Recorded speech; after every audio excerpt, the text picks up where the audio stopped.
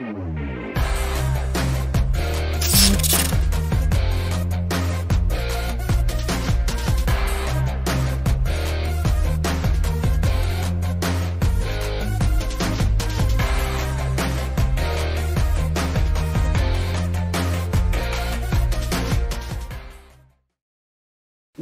Smart Investor to my channel, Nizar Imam. Jadi di episode kali ini kita akan coba bahas tentang saham-saham teknologi yang ada di IHSG. Kenapa kok saya pilih bahas topik ini kali ini? Karena seperti yang kita ketahui, beberapa minggu ini sebenarnya yang juga termasuk menahan IHSG di level 5.900-6.000 itu adalah dari saham-saham teknologi, ya. Saya bisa buktikan sama teman-teman semua, kita bisa lihat di sini ini adalah indeks IDX Tekno. Ini kita bisa lihat grafiknya seperti apa ya. Jadi memang ini menunjang IHSG beberapa minggu ini gitu. Nah, kita akan coba bahas nih di dalam video kali ini kira-kira saham-saham tekno ini apa aja sih? Apa sih yang bisa dikumpulkan, apa yang masih bisa dibeli, dan apa yang fundamentalnya itu masih oke.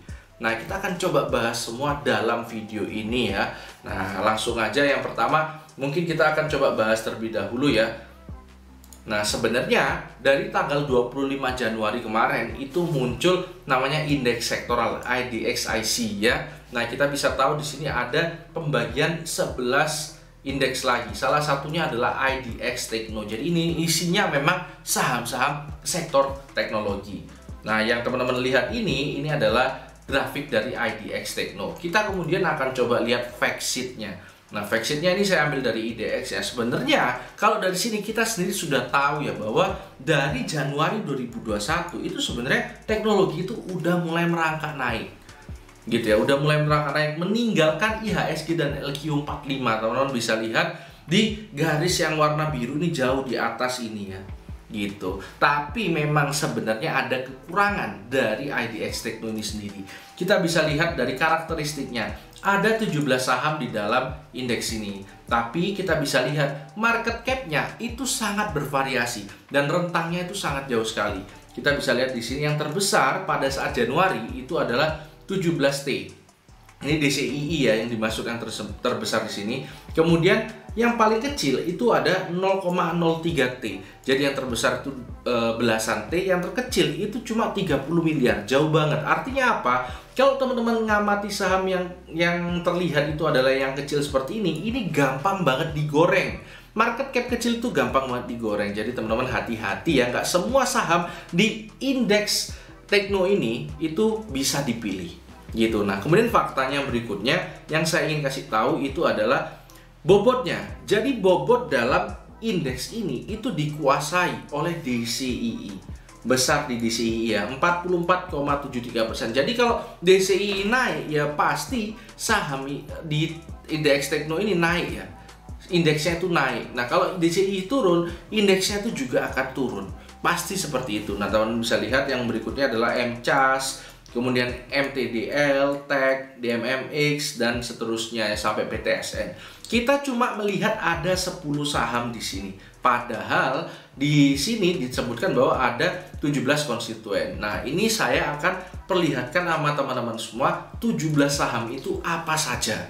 Nah, ini adalah 17 saham itu ya. Dari ATIK sampai TEK ini saya urutkan berdasarkan abjad. Nah, seperti yang saya bilang di depan tadi, market cap-nya itu sangat bervariasi ya. Kita bisa lihat ini di sini. Nah, ada yang besar banget DCI itu yang tadinya 17 sekarang sudah 140 market cap-nya. Gitu. Nah, cuma yang menariknya ternyata nggak hanya market cap-nya yang bervariasi. Ternyata rasio-rasionya, ini kebetulan sudah saya catatin semua ya, rasio-rasionya ya, rasio dasarnya. Ternyata rasionya itu juga bervariasi teman-teman ya. Jadi kita bisa lihat di sini ada yang 200-an, ada yang 3.100-an untuk pernya, ada yang 700, terus banyak juga yang minus seperti ini ya. Nah, ini jadi membuat saya tidak bisa mengulik semuanya ya. Apalagi ini ada 17 saham, nggak saya ulik-ulik semuanya. Nah, saya akan coba bandingkan head to head nanti yang mana yang terbagus, tapi saya sortir dulu. Saya ambil dulu yang dari pernya ini masih kelihatan normal ya. Nah, kita bisa lihat di sini ada 3 saham. Yang pertama adalah MTDL, PTSN, dan YLVA. Dari tiga ini kita bisa lihat ini yang masih normal, ini ada 17 pairnya, 11, 18, dan kebetulan ROE-nya juga masih bagus-bagus. 14,63, 7,58, 6,16. Oleh karena itu, kita akan coba bandingkan head to head antara tiga saham ini mana yang terbaik. Kita bisa lihat di RTI ya. Ini saya menggunakan bantuan RTI. Kita pakai comparison GLVA, PTSN, dan MTDL. Kalau secara pair jelas ya, MTDL tuh meskipun kemarin ARA itu sebenarnya masih paling murah, 10,63 pairnya. Terus bagi dividen juga dibandingkan yang lain enggak ya. Kemudian IPS-nya masih kalah sih sama PTSN pertumbuhannya ya kalau IPS. Tapi untuk DER-nya yang paling bagus itu juga PTSN. Kemudian untuk NPM-nya yang paling bagus PTSN, dan ROE-nya sendiri tapi yang paling bagus itu adalah ini MTDL. Nah, jadi kalau teman-teman ngikuti IG saya, jadi hari Jumat itu saya sempat mention ya, apa saham yang bisa dipegang sampai long term ya, itu ada yang nanya seperti itu. Saya jawab kalau sektor teknologi itu salah satunya adalah MTDL gitu ya. Jadi itu saya sebutkan, dan kebetulan hari Senin kemarin itu sepertinya ARA gitu. Jadi ini sebenarnya masih cukup murah, bisa dibilang masih cukup murah MTDL ini. Dan kenapa kok saya bilang ini bisa dipegang untuk fundamental untuk jangka panjang? Karena ya teman-teman bisa lihat sendiri ROE-nya itu masih besar ya. Kita bisa lihat ROE 15%, ini cukup besar teman-teman. Terus kemudian juga kita bisa lihat pairnya tuh 10,63 ya. Ini cukup murah. Jadi memang saya nggak ngasal untuk nyebut MTDL itu. Kita mungkin bisa lihat lebih detail di sini ya. Nah, kemarin tuh langsung hari apa ini ya? 22 Juni. Hari Selasa berarti ini. Hari Selasa itu langsung ARA. Seperti ini. Nah, kita bisa perhatikan ya, ini sideways, sudah sideways lama tiba-tiba meledak seperti ini gitu. Cuma kalau secara teknikal ya sebenarnya nggak ada kaitannya ya antara fundamental dengan pergerakan harga saham jangka pendek harian. Itu nggak usah lihat fundamental kalau pergerakan harian. Nah, jadi main teknikal aja, bandarmologi ya terserah, tapi kalau fundamental tuh untuk long term, kalau untuk jangka pendek itu nggak bisa. Nah, kita bisa lihat di sini ya.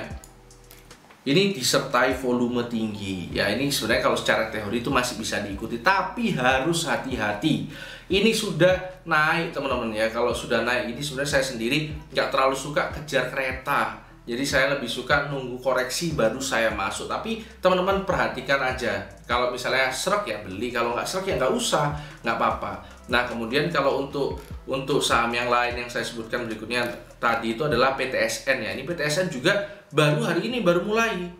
Nah, ini baru tembus dari sini, dari level resistennya ini ya, di EMA 100 ini. Nah, ini baru tembus gitu. Jadi memang ya menurut saya cukup menarik saham-saham tekno ini, bisa diamati lah kira-kira gitu. Nah, ini kalau untuk GLVA juga kayaknya baru mau mulai ini kayaknya ya, teman-teman bisa ikuti. Tapi sebenarnya kalau misalnya saya harus milih ya, kalau secara bisnis itu sebenarnya memang DCI paling bagus. Cuma kita nggak nahan lihat grafiknya, ini tower pattern banget ya. Ini saya sangat tidak sarankan untuk ikutan yang kayak gini gitu ya. Nggak apa-apa ketinggalan, daripada masuk malah deg-degan terus takut dibanting langsung. Nah, ini sangat-sangat berbahaya kalau kayak gini. Harus expert banget, harus monitoring layar banget kalau mau ikutan yang kayak gini. Nah, mungkin untuk gambaran aja ya, apa sih bisnis dari yang tiga saya sebutkan tadi ini. Jadi gini, kalau untuk PTSN itu sebenarnya dia lebih ke handphone ya. Jadi assembly handphone. Kita bisa lihat di sini ya, bisnisnya itu kayak gini.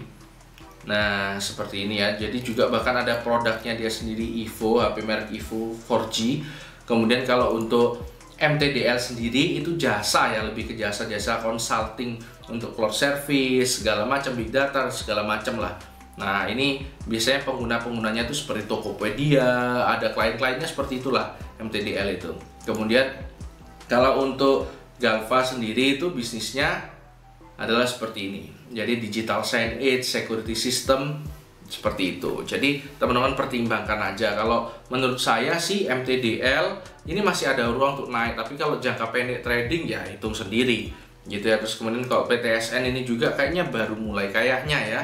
Saya nggak tahu juga, tapi ini harusnya bisa dipantau.